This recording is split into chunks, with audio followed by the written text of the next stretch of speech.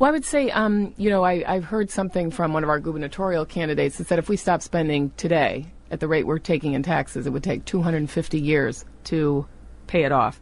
So I think the important thing and the really important message of the person who's elected to take this position is that we have to stop digging, because quite frankly, as ugly as the situation we're facing is right now, what they have in store in the next term will make it pale by comparison. I have no understanding why they continue to ignore the fact that we've already gone broke. And when Nancy Pelosi got up and talked about the health care bill and compared it to Social Security, it was actually about right around the day that Social Security actually went negative.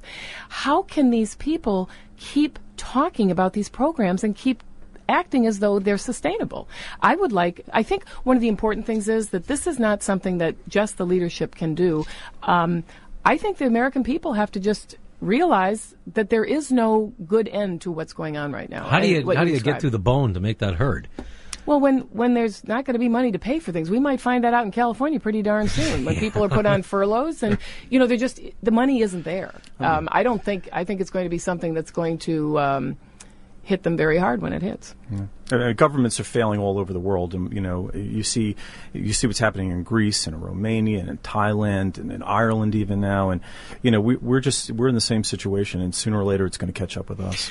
808-5600. Mike D'Annunzio is on the telephone. Hey, Mike, how are you? How you doing, Mark? Jana and John. As you know, I ran against Pelosi in 2006, and I want to say, and I know I'm saying this on behalf of everybody, we are so proud of the both of you. The both of you are showing everyone in the listening audience what terrific first-class candidates we have to go up against the absolute worst person who can represent our great city, and that is Nancy Pelosi. You're both going to do a great job. You're doing it now, and I know that everyone should be so happy and proud that you will be representing us. One of them will, hopefully. Thanks, Mike. Thank you, Mike. Taylor in San Francisco, you're up. How are you doing, Taylor? Hi. Thank you for having my call.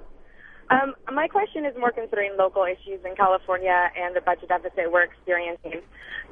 Well, this is a congressional race. There's not a whole lot they can do about that except cut us off. Right, I understand. And I'm curious how, I know as a congresswoman that they can advocate for different states to use their funding in a certain way. And I know California is losing a lot of federal funding because they're choosing to cut certain programs, such as education and things like that. And I've heard, I'm not sure, I forgot what his name was, who's also a candidate, talking about cutting the Board of Education. Mm-hmm. And so I'm curious how, instead of looking at maybe more corporate loopholes and closing those and such, instead of cutting education, which would actually benefit our economy. Raising more money and throwing more money at it. I don't think either of these two guys are going to go for that. Taylor, I appreciate it. John, what do you think? Well, first of all, I didn't say cut the Board of Education. I said the Department of Education, which was part of the Republican Party platform for many years. And I have to say, that one, I'm for responsibly phasing out and painlessly phasing out all the other departments. But the Board of Education, I would cut without compunction. I defy one person to show me how it would impact their lives other than the people who work there.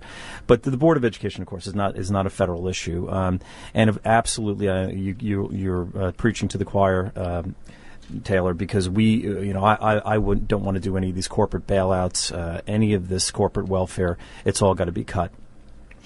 And I would agree. One of the things that I always remind people of, we're going to be in a position, we bailed out these people before.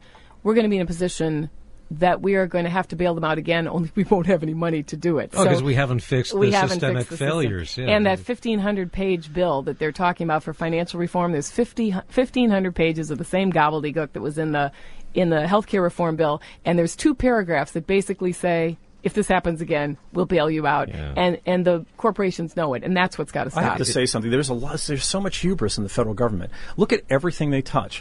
Social Security's bankrupt, Medicare's bankrupt, Medicaid's bankrupt, Amtrak's bankrupt, Post Office is bankrupt, and they always blame it on somebody else. It's never their fault, and yet they want to keep moving on and taking over more parts of our lives. The intrusion is it's almost laughable if it wasn't so sad. If it wasn't happening to us, it would be. And imagine when they get involved in our energy use.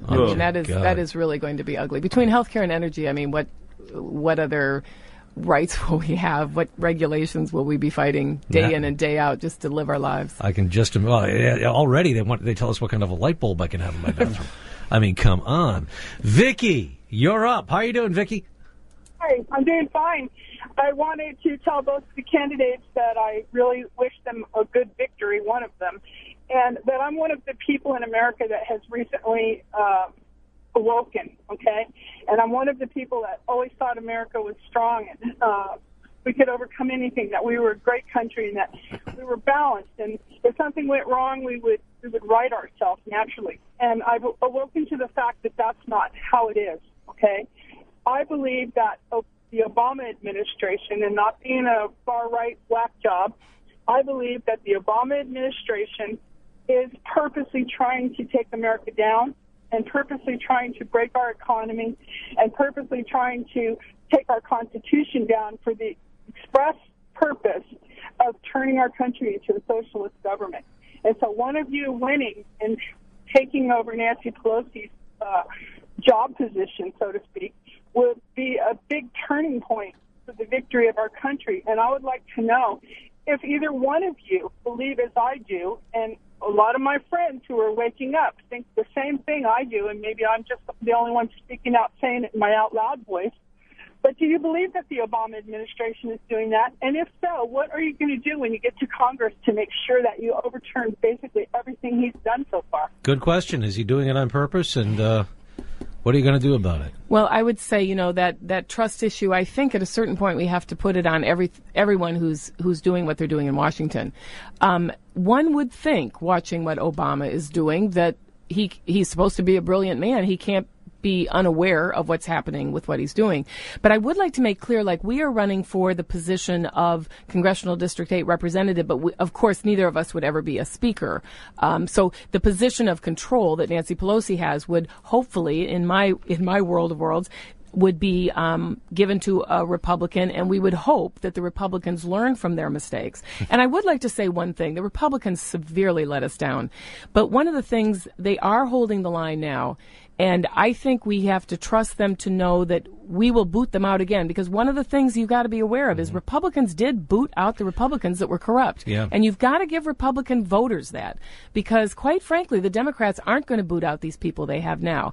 And I think now that we've shown, Republican voters have shown Republican congressmen that they cannot get away with this and stay in office, I think we're in a good place to keep them in line. All right, John, you get the last minute here. Thanks. Yeah, I think I have to say too, I am proud of the Republicans in Congress. They have been the thin red line between us and disaster. I mean, their battles have been absolutely noble. So I'm grateful to them. And I think that if you become elected, first of all, in terms of are they trying to do it? I don't know. I just think that they're full of themselves and they think that they can do things that are just. They can't. Government is a flawed model. It's the reason why you want it to be as limited as possible. And these people just have the hubris to think that they can change your life in a better way. And I'm afraid that I disagree with them. How do you overturn it? You just stick to your principles and lead. And I think that's the way you do it. You'll be one vote in Congress. Hopefully you'll either connect with other people who agree with you, or you'll lead them to the right direction. Down the right direction. With that, we are out of time. Thank you both, John Dennis and Dana Walsh. Both your websites are up there. Look them up, get out and vote, and let's do something about Nancy. I'm Mark Williams. You're listening to Hot Talk 560 KSFO San Francisco.